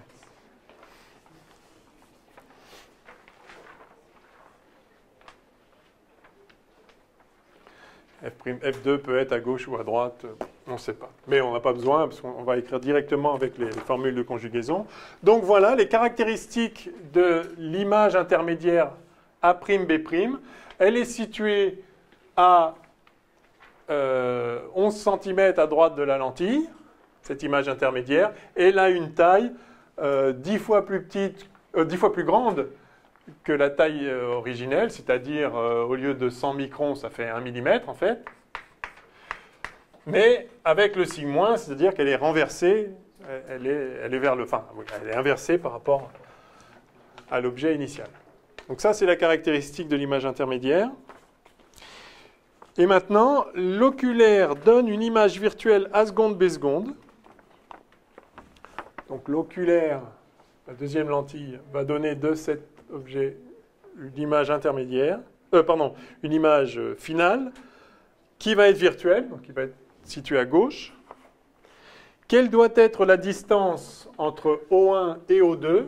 Donc c'était une inconnue, c'est pour ça que je ne sais pas où est F2 par rapport à F'1. Donc ça, on ne sait pas pour l'instant, mais justement, on se demande quelle doit être cette distance entre les deux lentilles pour que la taille transversale de l'image A seconde B seconde soit de 10 mm.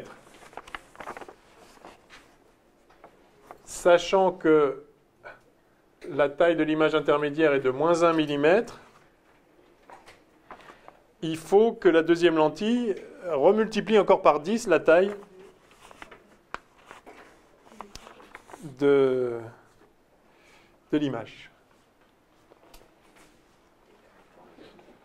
Bon, ben on va écrire à nouveau. La formule de conjugaison, là, elle est valable pour toutes les... Enfin, elle est valable que ce soit virtuel ou pas virtuel. Dès lors qu'on a bien mis les valeurs algébriques, il n'y a pas de souci. Donc, ça donne... Alors, qu'est-ce qu'on nous dit précisément? On veut que A seconde, B seconde...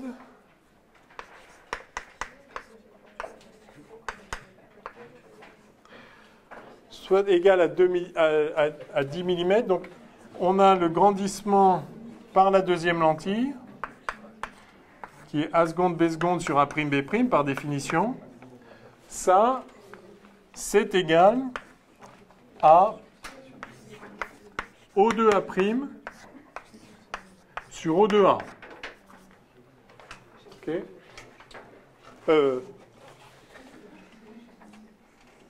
Pardon, O2 A seconde sur O2 A'. On décale tout d'un. Hein, puisque A seconde est l'image de A' par la lentille 2.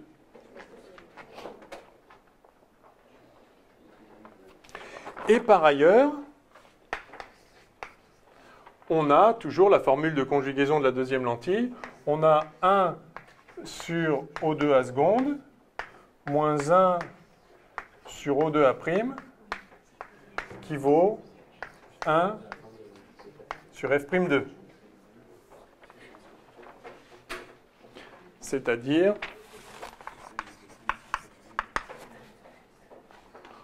O2 A seconde égale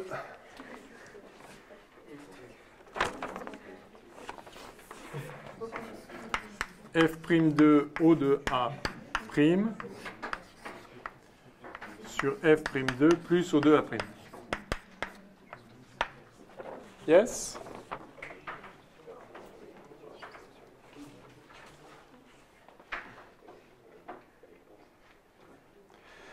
Est-ce qu'elle va être inversée, la nouvelle image?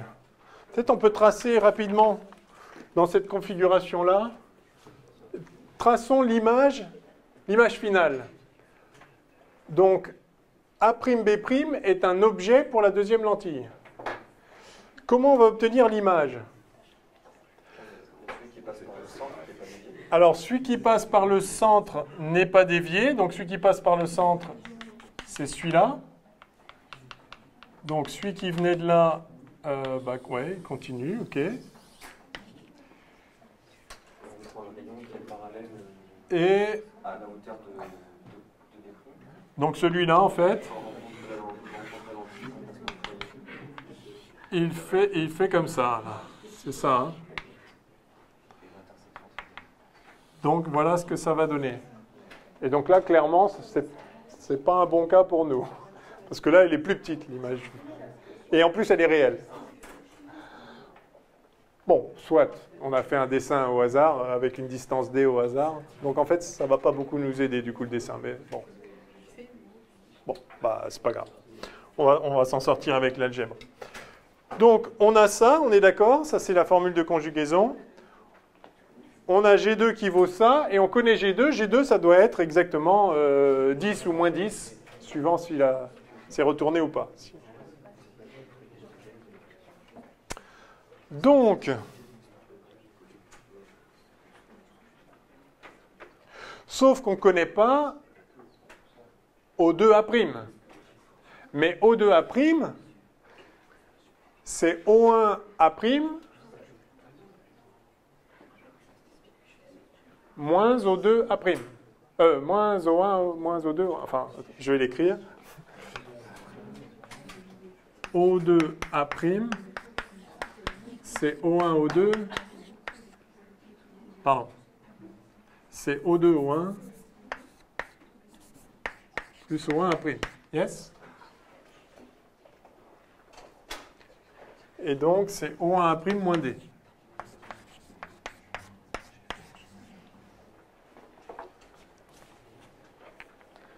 C'est bon, vous suivez? J'ai l'impression que c'est dur aujourd'hui. Les vacances vous ont tué. Oui. Oui, oui, c'est f'2, oui. Merci. Faut pas partir en vacances hein, si ça vous fait des choses pareilles. C'est pas bon pour vous les vacances. C'est l'optique qui est pas bonne. Ah oui. Bon. Voilà. Donc, on veut ça. Donc on a G2, mais en fait on aurait pu l'écrire, enfin je vais le réécrire où? Je peux effacer la figure, on s'en fiche en fait. On fait de l'algèbre. Vous voyez, c'est pas de l'optique, c'est de l'algèbre.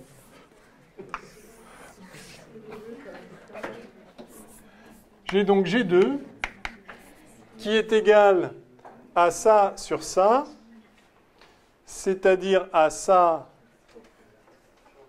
sur ça, donc c'est f'2 sur f'2 plus O2A', c'est-à-dire f'2 sur f'2 plus O1A' moins D, et O1A', on l'a là.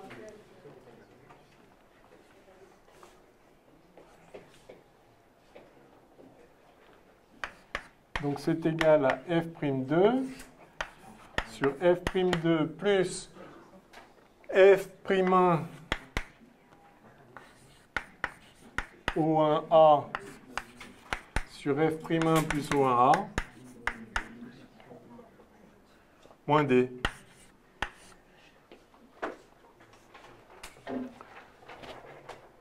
Bah voilà, hein. Parce que G2, donc on a dit qu'on voulait que ce soit 10.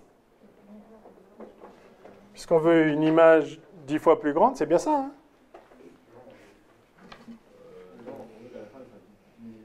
On veut qu'elle fasse 10 mm, mais on a calculé qu'elle devait en faire, qu'elle en faisait 1. Enfin, qu'elle en faisait moins 1.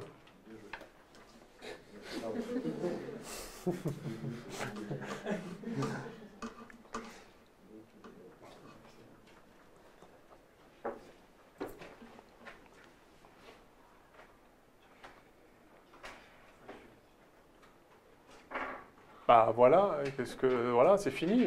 Donc ça égale 10 ou moins 10. Ça, on ne sait pas encore en fait. C'est pas forcément, c'est peut-être ambigu. On va mettre plus ou moins 10. On va voir. Parce qu'ils nous disent l'image est 10 mm, mais dans quel sens, c'est pas dit. Donc il n'y a peut-être qu'une possibilité, on va le voir tout de suite. Hein.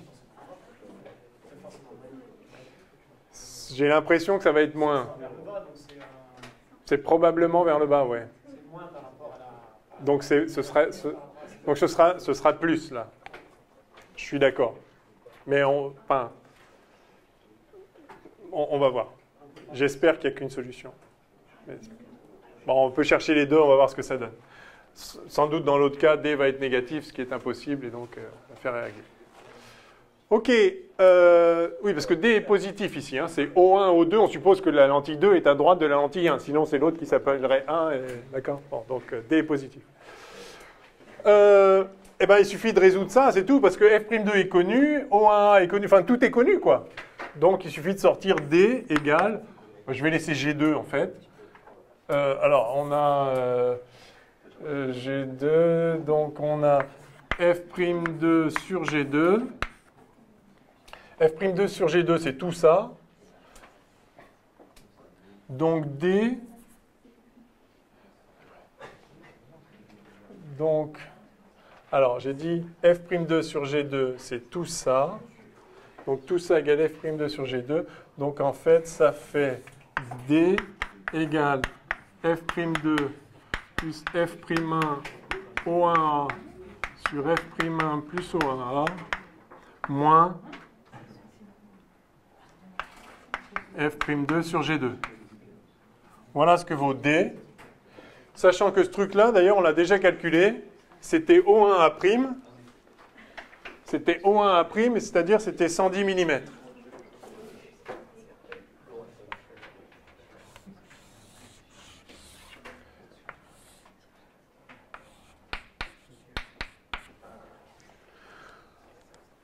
Donc, F'2, c'est... C'est vrai que c'est un peu chiant quand même. Voilà, on n'est pas d'accord. Mais raison de plus pour s'accrocher. Alors, donc ça fait en application numérique. Je vais le mettre en rouge. Donc F'2, c'est 10 cm. On va tout mettre en millimètres, on a dit. Ah non, non, je suis pas du tout. Je suis passé à la lunette astronomique, donc évidemment. Donc F'2, on met tout en millimètres. Donc ça fait 20 mm plus O1A'. On l'a déjà calculé, c'était 110 mm. Moins F'2, donc à nouveau 20, sur 10.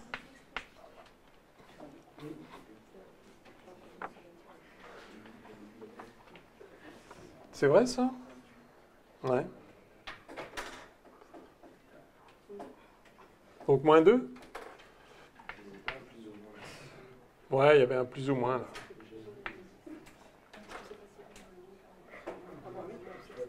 Mais c'est bizarre. Hein. C'est pas joli, joli. Hein. Mais le 10, on le fait parce que... Hein? C'est toujours bizarre. Pourquoi on fait le grand? Ah, parce que Ça s'ouvre jamais aux yeux. Donc ça fait 128.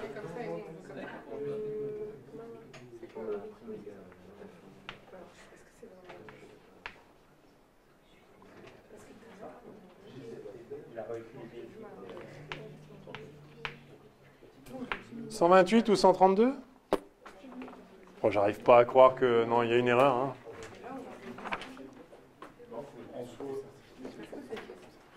Je pense que ça va être plus, mais ça aurait été bien qu'on montre que ça peut pas être moins. Ou alors, c'est possible. C'est peut-être possible, en fait.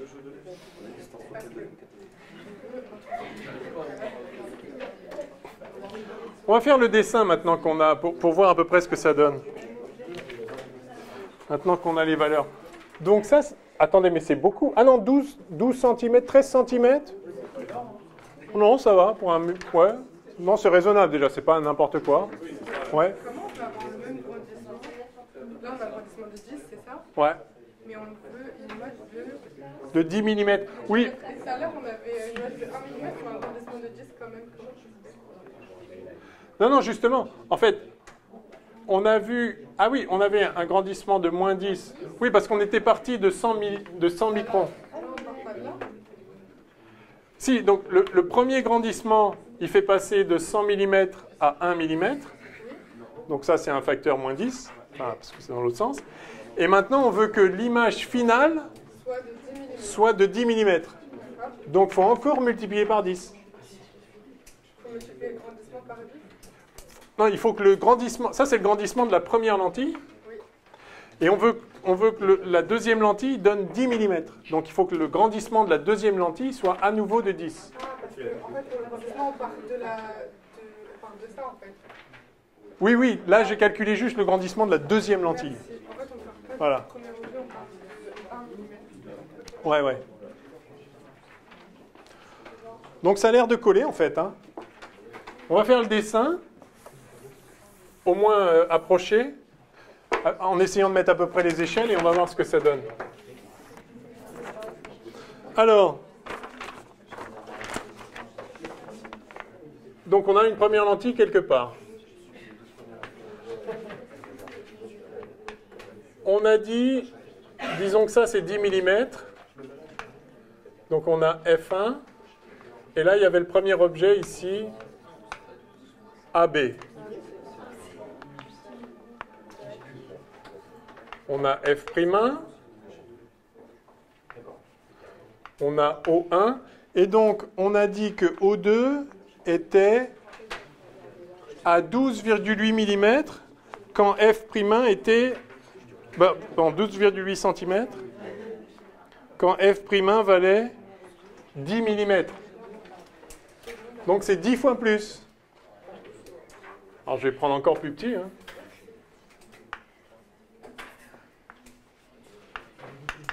Donc 1, 2, 3, 4, 5, 6, 7, 8, 9, 10, 11, 12 et quasiment 13. Donc ce serait là que serait O2.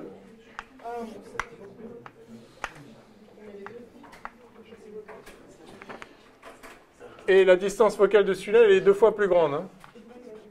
Donc on est grosso modo là. Grosso modo là. F2, ça c'est F'1.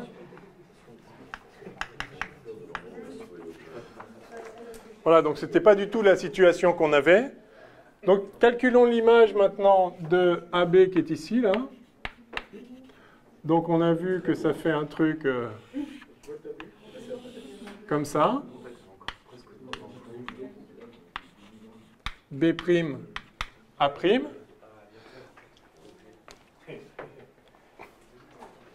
Et on avait calculé combien? 110. On avait 110, hein? Je l'ai effacé. Il y avait 110 de là à là. Ça, c'est 110.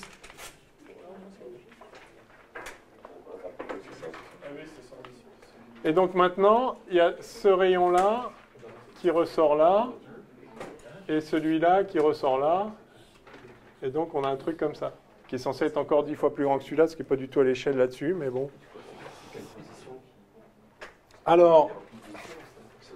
Alors là, ça le rebascule, là, ouais.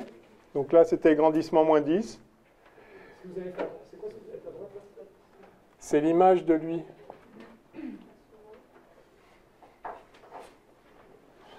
En fait, le... Au microscope, on va forcément regarder du même côté de la lentille que l'objet initial que avec. L'image est forcément orientée à gauche de la première lentille. Ah oui, on a dit qu'on faisait une image virtuelle. Ah oui, oui. C'est dit d'ailleurs, non? Ah oui, bah alors c'est ça qui va nous permettre de trancher entre les deux. Absolument, absolument. Donc il faut une image virtuelle. Donc il faut absolument que F2 soit de ce côté-là. Il faut que F2 soit de ce côté-là. Et donc,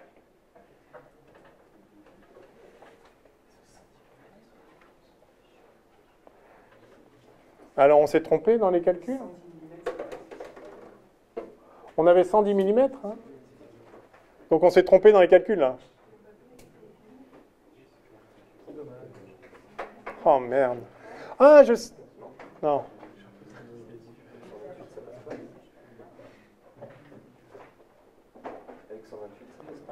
Non, ça marche pas, ça marche pas. C'est faux, ça. Hein. Enfin, je veux dire, le calcul est faux quelque part. La question, c'est où? C'est ici qu'on a...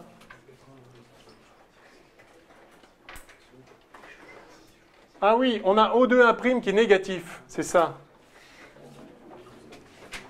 O2' est négatif.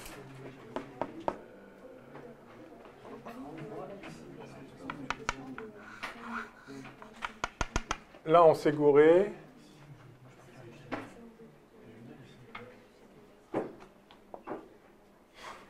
O2'. Ah oui, c'est là que c'est faux. Hein. Ben non, O1'.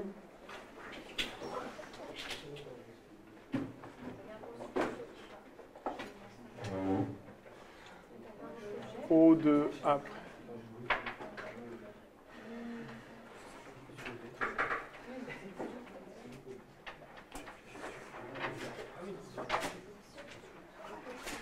Je pense qu'on a supposé un moment qu'O2' était positif alors qu'il ne l'est pas. J'entends les trousses qui se rangent, c'est la fin de l'heure, c'est ça? Non, Oh, bah ça va alors. Non, mais c'est quoi là? Ah oui. Non, mais c'est bon. Non, il faut au moins qu'on finisse ça là.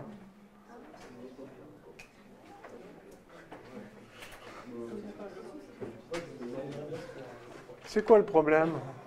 On va avoir des trucs aussi calculatoires. On pensait que Ouais.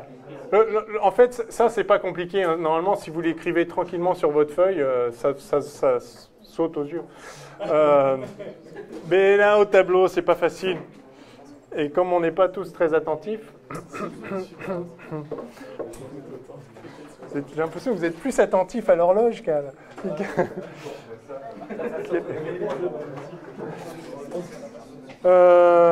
Écoutez, je vais le reprendre tranquillement, moi, ce soir. Vous, reposez-vous, mais revoyez-le tranquillement demain. Je propose, peut-être ça vaut le coup quand même qu'on fasse une séance de plus mercredi, je ne sais pas. Ouais. Au moins pour finir ça, et puis faire les trucs, les mises au point, puis l'œil peut-être, si vous voulez voir l'œil, qu'on fasse un peu... Donc on rajoute une séance, celle-ci a été un peu...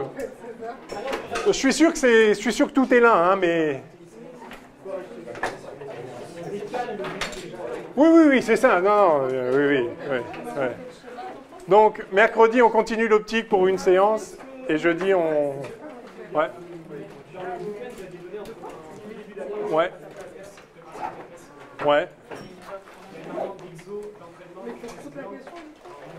Moi, je veux bien. Ouais. Bah... Ok. Enfin, ils doivent ressembler quand même, j'imagine. Hein. Écoutez, donc je vais regarder ce qui n'a pas allé. Là, je ne sais pas qu'est-ce qui a... Enfin, on a manqué un signe quelque part. Et mercredi, on fait autant d'exos que vous voulez et on fait les exos que vous voulez. Si vous venez avec des exos, on fait cela. Ouais, je l'ai.